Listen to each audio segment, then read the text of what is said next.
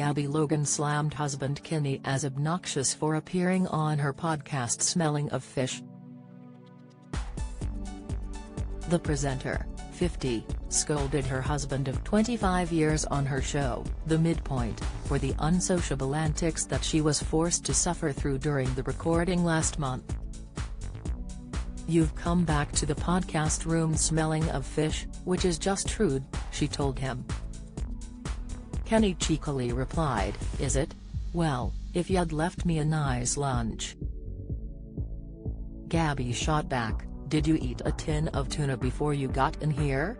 That's quite an obnoxious thing to do before you've got to sit in a small space with somebody, just so you know."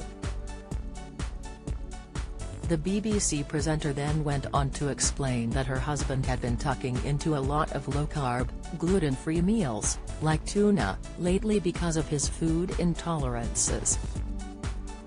"Anybody who knows Kenny knows he's a little gluten-free, aren't you?" she continued. "You are quite a fussy eater. Not in a way like a fussy child eater, you love food but it doesn't always love you." She then joked, "We all know about it," before playing a fart sound effect. "So that's why he's having tuna on rice cakes for lunch, ladies and gentlemen," she added, laughing. "I said it was sardines," quipped Kenny. To which a mortified Gabby responded, "Oh, even worse. You had a tin of sardines before you came up here? Man alive." Scotland rugby player Kenny, 51, who has been a guest on previous episodes of the podcast, went on to discuss empty nest syndrome.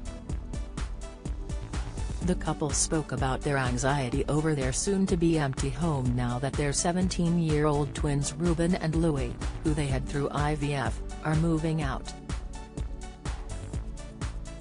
Son Ruben has followed in his dad's footsteps by signing with Northampton Saints and will move an hour and a half away. Daughter Lois is planning to take a gap year after A-levels and then go to university. The couple also chatted about how to support children through tough exam periods and what lessons their children are teaching them about life. Gabby turned 50 last month and previously said the landmark birthday has encouraged her to reassess her life and take a midlife gap year.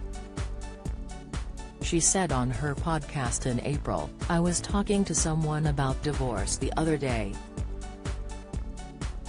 It was a woman who said, 'Oh, it's a shame.' I said, 'If you've been married 25 years, you've given it a good go.'